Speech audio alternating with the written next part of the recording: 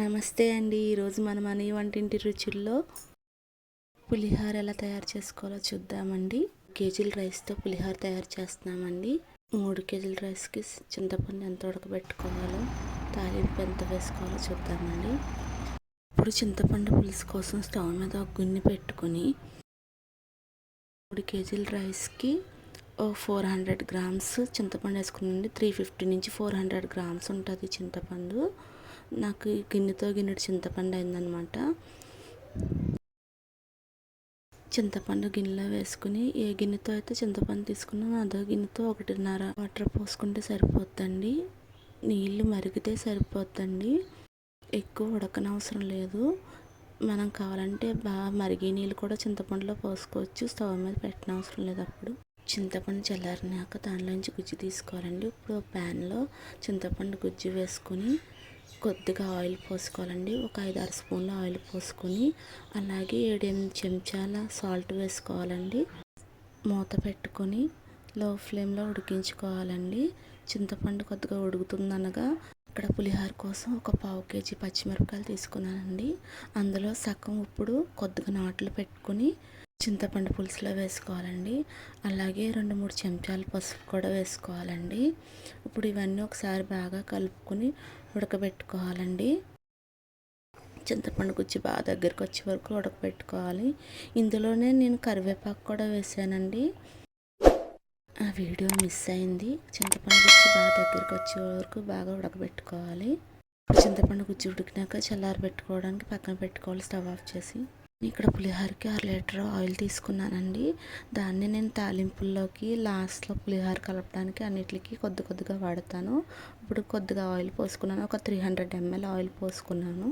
ఇప్పుడు ఇందులో ఒక గ్లాస్ పల్లీలు వేసుకున్నాను. మనం రెగ్యులర్గా వాడే గ్లాస్ ఉంటుంది కదా, గ్లాస్తో గ్లాస్ పల్లీలు వేసుకున్నాను. అంటే 200 గ్రాముల పల్లీలు వేసుకున్నానండి.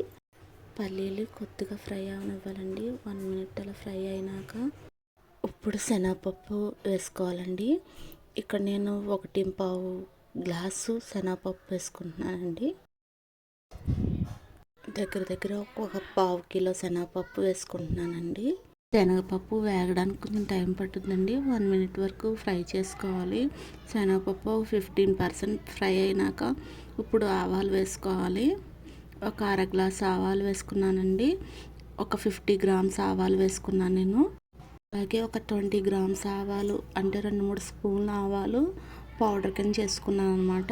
టోటల్గా 75 గ్రామ్స్ ఆవాలు వేసుకున్నాను నేను ఇక్కడ. ఆవాలు వేసుకున్నాక ఇప్పుడు సాయి మినపప్పు వేసుకుంటున్నానండి. నేను ఇక్కడ సాయి మినపప్పు 1/4 కేజీ వేసుకుంటున్నానండి. కావాలంటే ఒక గ్లాస్ కూడా వేసుకోవచ్చు.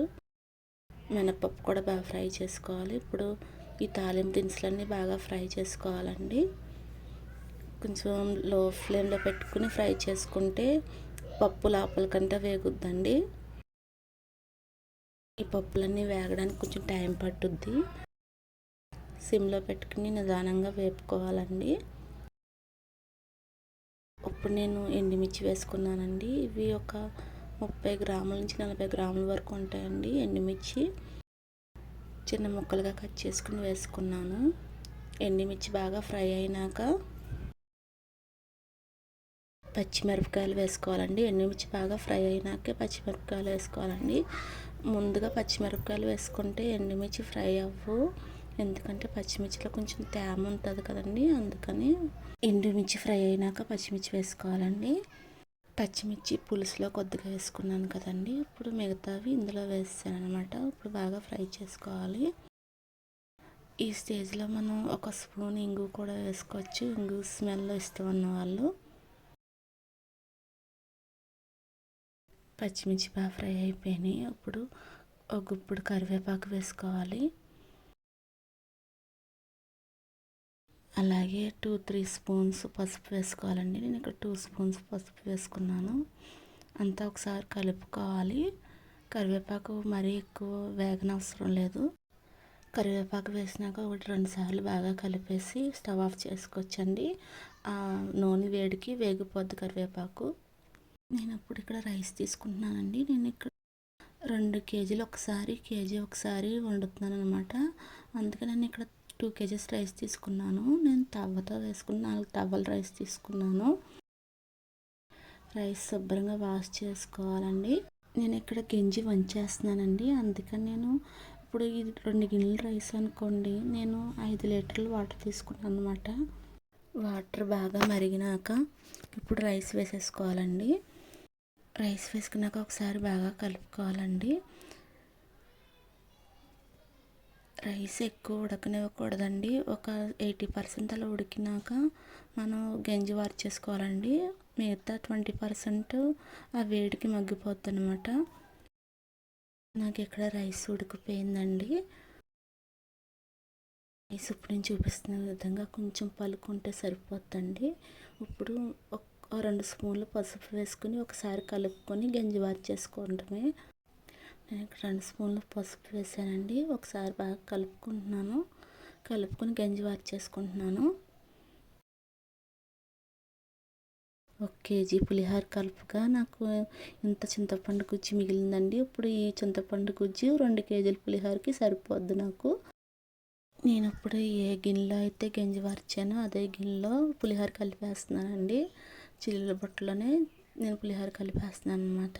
రైస్ చూసారా, పులిహోరకి ఎలా కరెక్ట్గా ఉడికిందనమాట. అలా ఉంటేనే పులిహోర బాగుంటుంది. ఇందులో నేను ఇప్పుడు ఫ్రై చేసి పెట్టుకున్న తాలింపులు, పప్పులు వేసుకుంటున్నాను. అలాగే చింతపండు గుజ్జు కూడా వేసుకుంటున్నానండి. ఇక్కడ చింతపండు గుజ్జు మొత్తం వేయడం లేదండి, చూసుకుని వేసుకుందామని కొద్దిగా ఒక గరిటెడు వదిలేసి వేస్తున్నాను అనమాట.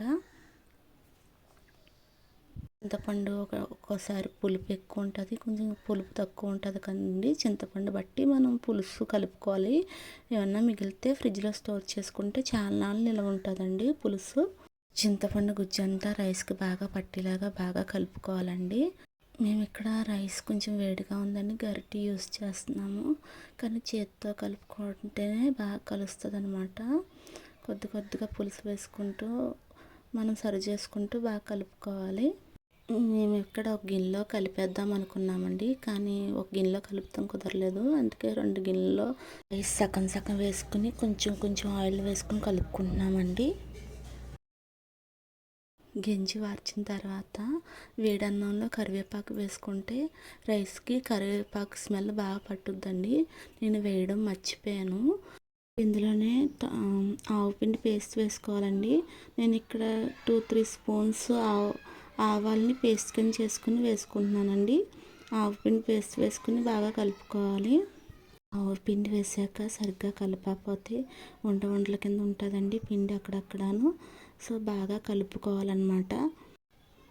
3 కేజీల పులిహోర 30 మందికి కరెక్ట్గా సరిపోద్దండి. టిఫిన్ లాగా అలాగా 30-35 మందికి సరిపోద్ది. ఇదే మీరు గుళ్ళో ప్రసాదం కింద ఇచ్చుకోవాలనుకుంటే ఒక 100 మెంబర్స్ వరకు సరిపోద్ది.